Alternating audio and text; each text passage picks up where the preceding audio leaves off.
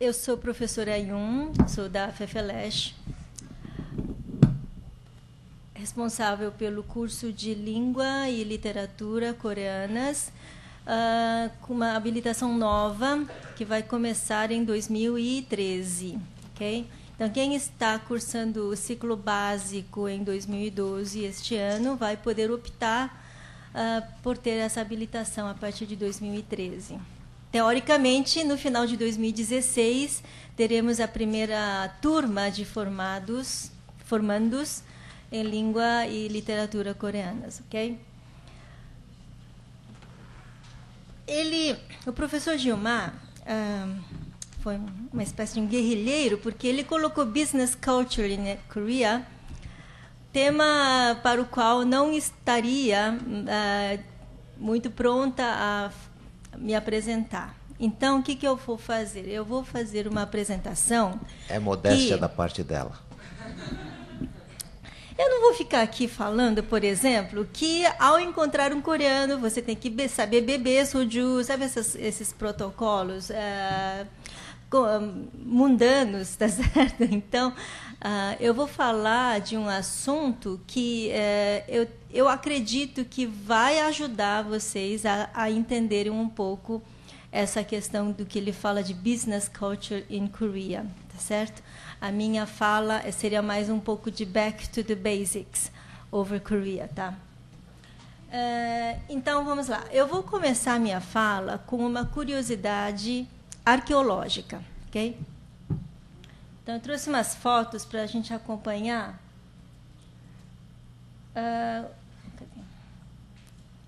Isso aqui são chamados dolmens. O que é um dolmen? Dolmen, até onde a gente sabe, são túmulos, né, de tribos do mundo antigo, tá? Existem dolmens que têm esse formato de pi, com essas pernas expostas. Tem outros dolmens que têm essas pernas para baixo, debaixo da terra. No momento, foram encontrados no mundo, porque, ao que parece, quase todos os tribos antigos, no mundo antigo, construíam dolmens. Não vou dizer quase todos, muitos.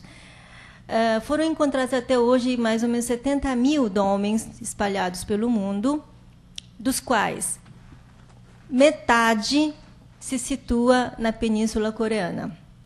Tá? Não por acaso, a palavra coreana para pedra é dolmeni. Dolmeni, traduzindo, é aquilo que faz um dolmen. Tá? Vocês entenderam, quer dizer, ouviram, né, o som da palavra? Esses dolmens na Coreia datam de 11 séculos antes de Cristo a 3 séculos antes de Cristo. Eles pegam o final da era neolítica até a era de bronze, ok? E o maior deles pesa 300 toneladas, tá? E foi feita uma reconstrução desses dolmens, porque como você vai construir um dolmen deste tamanho? Um dolmen médio de 140 toneladas precisaria cerca de 1.200 homens. 1.200 homens para construir um dolmen dá uma conta de uma tribo de pelo menos 5.000 pessoas, tá certo? Ou um pouco menos, de 3 a 4.000 pessoas para ter uma mão de obra de 1.200 homens para fazer um dolmen. Existem na Coreia uns sítios arqueológicos de dolmens que foram tombados pela Unesco, porque num raio de 1,5 quilômetro tem 300 dolmens. É uma coisa assim meio misteriosa, né? Por que eu estou falando dessa curiosidade arqueológica? Porque você vê que desde o século XI a.C. existia na Península Coreana tribos que se uniam para fazer uma obra conjunta. Essa mobilização coletiva, que a gente vai falar de mobilização coletiva em vários outros momentos da história, vem, então, de tempos pré-históricos. Correto? Para se fazer um dolmen desses, você precisa ter toras de madeira funcionando como rodas. Isso mostra que, desde essa época, havia o conceito da roda, para quebrar uma pedra e vir para cá, certo? E levar para o sítio do dolmen. Só para você ter uma ideia, há 500 anos, quando os portugueses chegaram no Brasil, os índios brasileiros não tinham a roda, porque não precisava, tinha comida por todo lado, né? Mas o que mostra que o conceito da roda, que já existia no século XI a.C., pelo menos nessa época, mostra que a tribo se unia e se mobilizava em prol de uma causa maior, tá certo? Que, no caso, o espiritual, porque seriam túmulos de chefes tribais.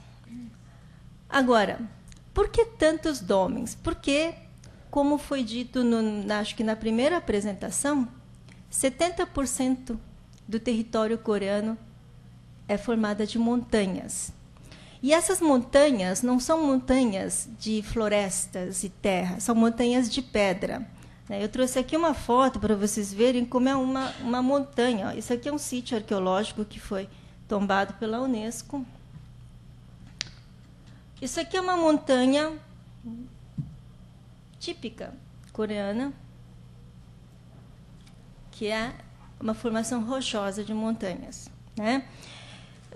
E como foi mostrado na primeira apresentação, nós temos menos de 30% do território para morar e para arar a terra, para alimentar o povo. E essa formação, 70% de formação rochosa, explica também a alta densidade demográfica. Já basta a terra que é pequena, né? Mas 70% formada de montanhas e um monte de gente morando nos focos, né, entre as montanhas, certo? Então, vamos ver aqui. Isso aqui é o mapa da cordilheira e das serras coreanas. Então, nós temos essa cordilheira principal, que desce lá de cima e cruza o país todo, certo? Tem as serras secundárias e as serras terciárias que estão em uma linha mais fina, esverdeada, não sei se dá para ver direito, mostrando bem que nós habitamos regiões isoladas, tá certo? Por essas condições geográficas. Não posso me perder. E nós também temos rios, sim. O problema é que a maioria dos rios são rasos, né? Nós temos uma grande exceção, que é Rio Han, que cruza Seul, que é muito grande, mas ele se tornou desse tamanho porque houve todo um trabalho de... Como chama? De dragagem, enfim. O rio não era tão grande, tá certo? Mas, enfim, os outros rios da península são pequenos, rasos.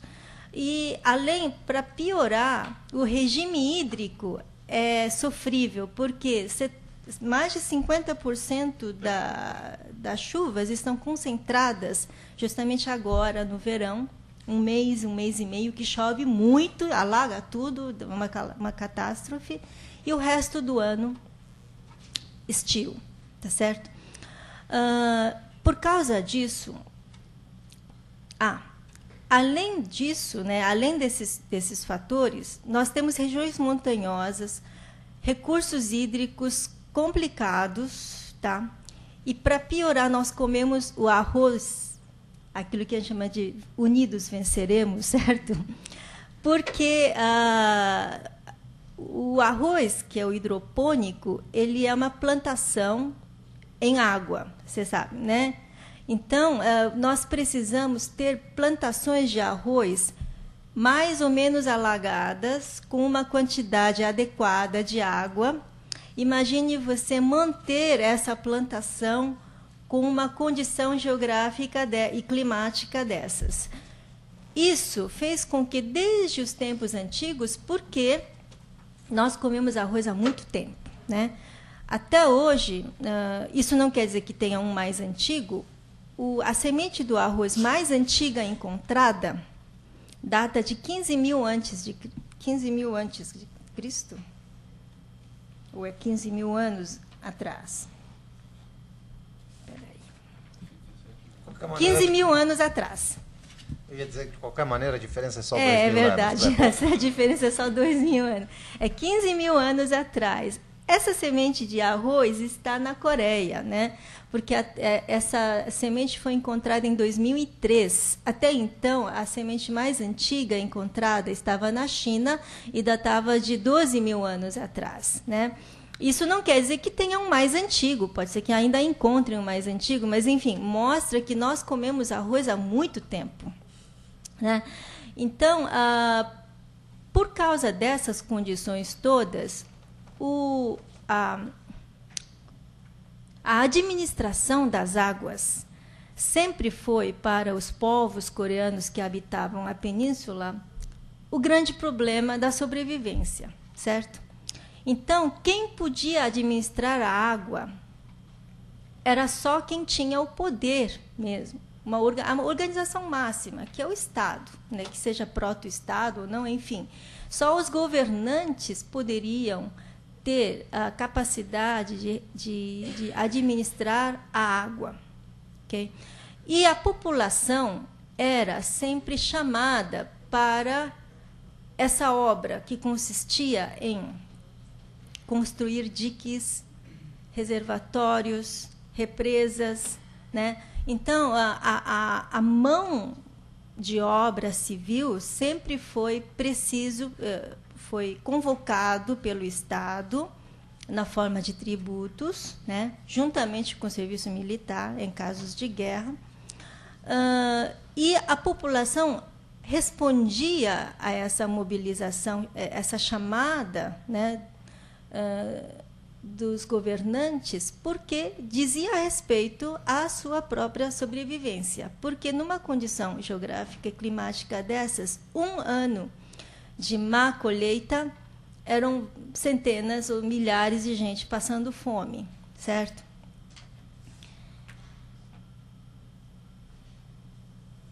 Então, eu vou ler aqui um pedaço porque eu tenho medo de deixar alguma coisa. A intervenção do Estado na vida civil e o hábito popular da aceitação de uma mobilização liderada pelo Estado em nome da causa do bem comum foram moldadas em grande parte por esses imperativos naturais. Tá?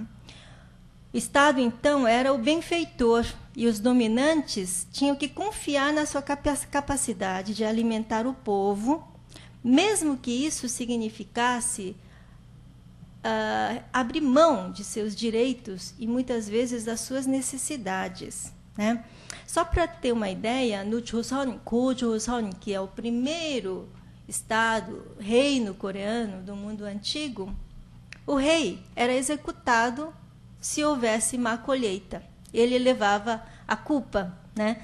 Então, a alimentação para os povos que habitavam a península sempre foi um problema, né?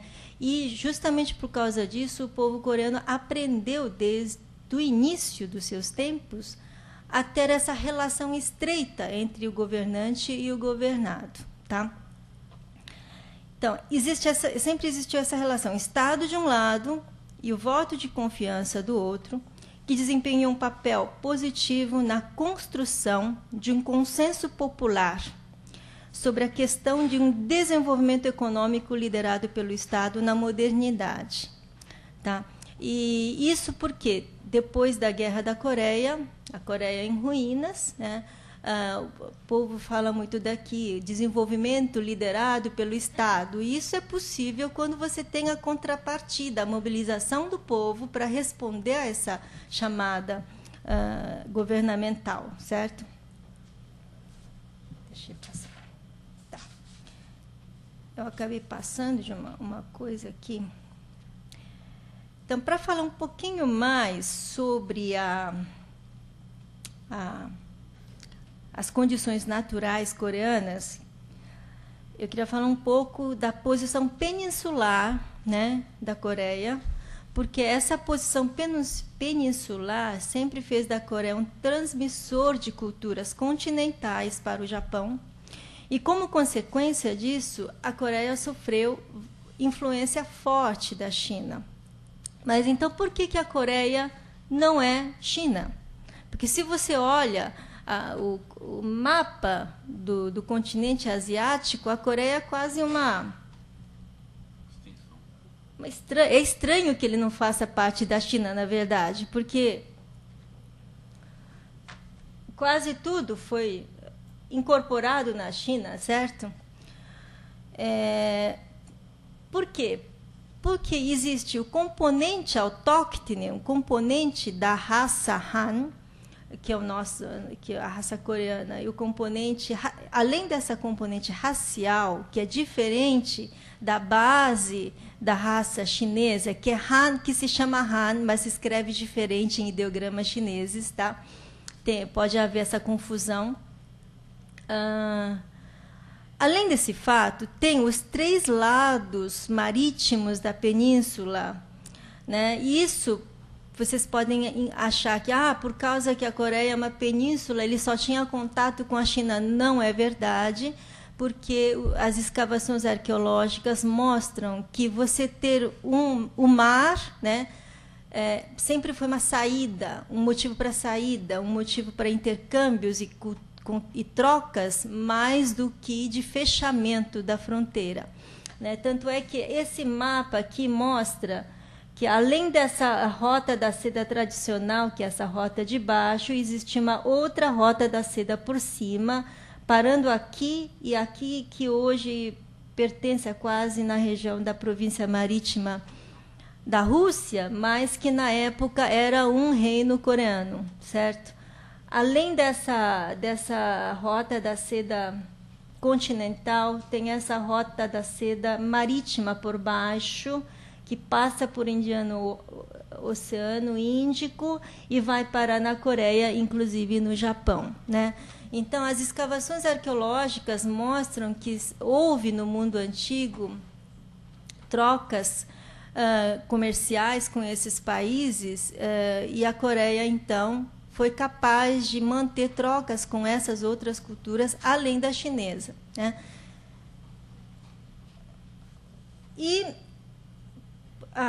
Portanto, os reinos antigos coreanos foram estados fortemente marítimos, e que isso está em consonância com a atualidade, que a política, né, coreana, o esforço coreano pela internacionalização é uma coisa natural, né, que vem dos tempos antigos, tá? Porém, essa condição geopolítica, que é extremamente estratégica, sempre reservou uma história de batalhas coreanas contra invasões estrangeiras, né? Conta-se que já houveram na Coreia mais de 5.000 invasões estrangeiras. Eu não sei de onde vem essa contagem, mas, enfim, isso não sei se é lenda ou fato. Todo mundo fala que a Coreia tem 5.000 anos de história e 5.000 invasões estrangeiras. E essas constantes invasões estrangeiras teriam moldado um caráter coreano xenófobo e nacionalista, porque ele sempre teve que lutar para preservar a sua integridade. Não digo nem soberania, certo? Mas a sua própria integridade.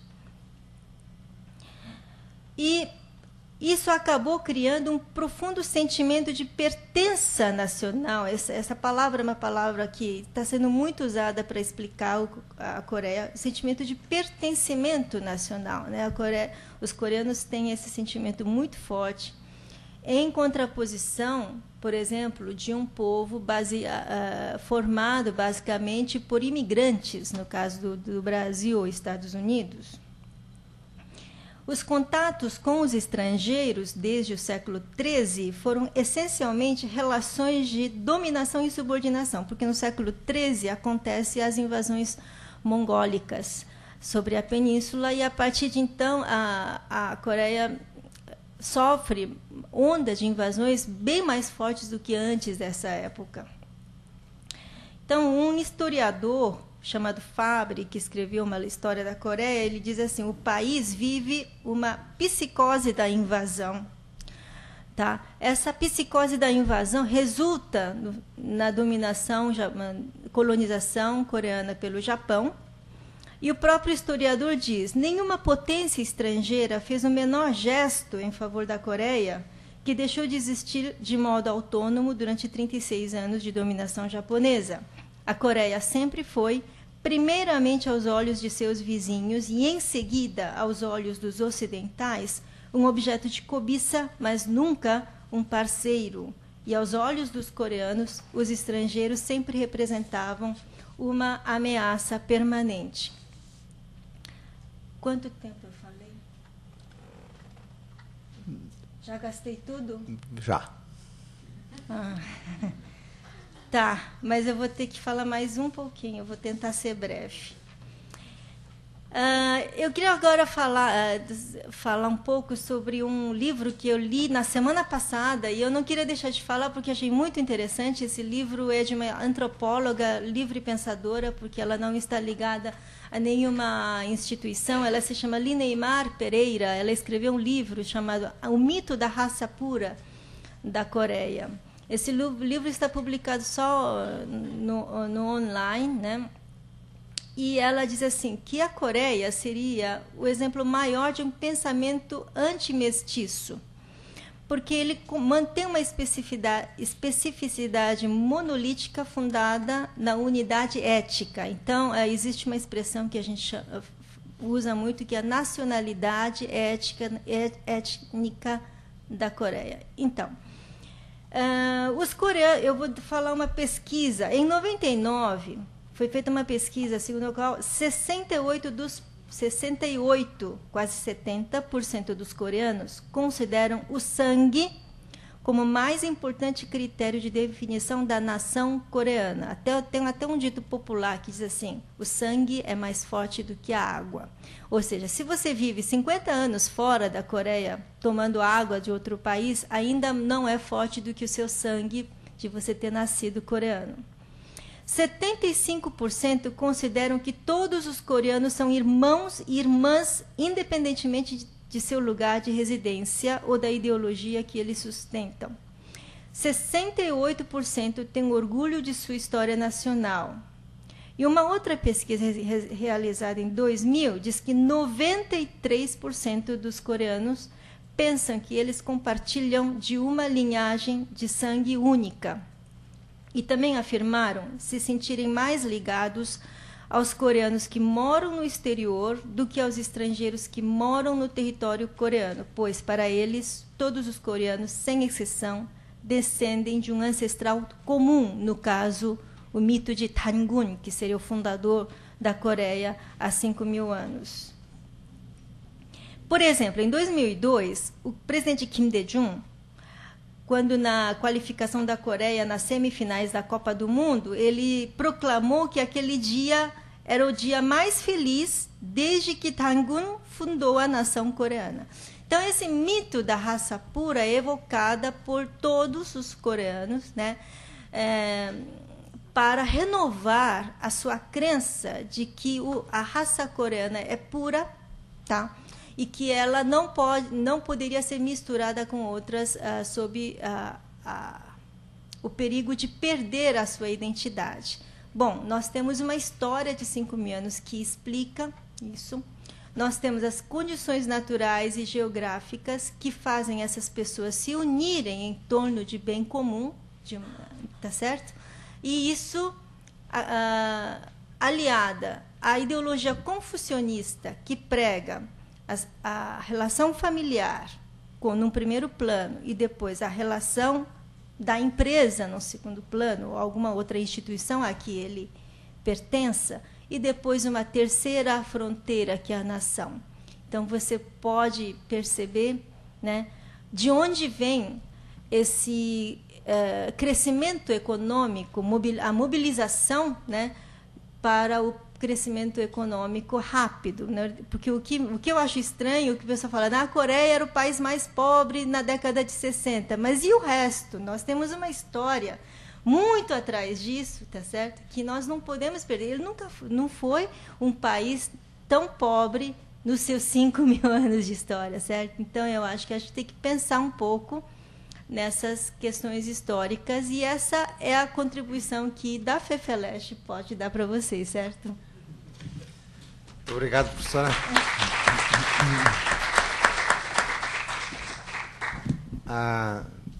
Você quer colocar uma questão? Eu só queria fazer uma pergunta. Eu queria falar só um pouquinho da separação da Coreia do Norte e da Coreia do Sul, se você vê a possibilidade de se juntarem novamente, porque se são tão irmãos, tem essa questão grande de sangue, né? Por que dessa separação? É mais uma questão política, né? E não de raça, pelo que eu entendo. Então, tem uma palavra que me fugiu na memória agora, é que os coreanos sempre trabalham, o coreano sempre se coloca, divide o mundo em nós e os outros, tá certo? Então, depende, é muito circunstancial aquilo que você define por nós. Tá certo? Num dado momento da história, nós eram comunistas e os outros eram os não comunistas. E para os não comunistas, os outros eram comunistas. Então, quando um coreano demarca uma linha, né, separando o mundo em nós e eles, ele vai dar o sangue, né, vai mobilizar-se para defender esse nós. Tá?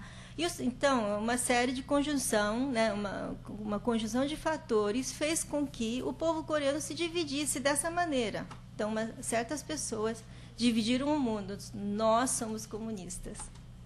Então, essa conjunção de fatores que levou a essa divisão ideológica, vocês não sabem? Eu precisaria de 2 horas para explicar isso, né? Mas talvez a Cíntia depois possa falar um pouco sobre isso, né? Não? Oi. Você pode comentar um pouco a respeito daquela ilha Tokto? Assim, a Coreia reivindica que é território dela, mas o Japão fala que são deles. E assim, até que ponto assim, tá os conflitos entre dois países em relação a essa ilha? Não sei se é exagero, pode até desencadear a Terceira Guerra Mundial. Existe até um romance coreano, né? Justamente com esse cenário, né? O romance termina com o Japão lançando uma bomba atômica sobre a ilha Tokto, né? Mas a ilha oficialmente é da Coreia? Olha, é uma questão muito delicada, tá? Ontem alguém estava comentando que Tokto para coreano e para o japonês é Takeshima, certo? Takeshima seria ilha de Junco. Mas se você olha a foto do Tokto, é um monte de pedra, não tem junco lá, né? Então, por que raios chamaram aquela ilha de Junco, né? Que é só uma formação rochosa, né?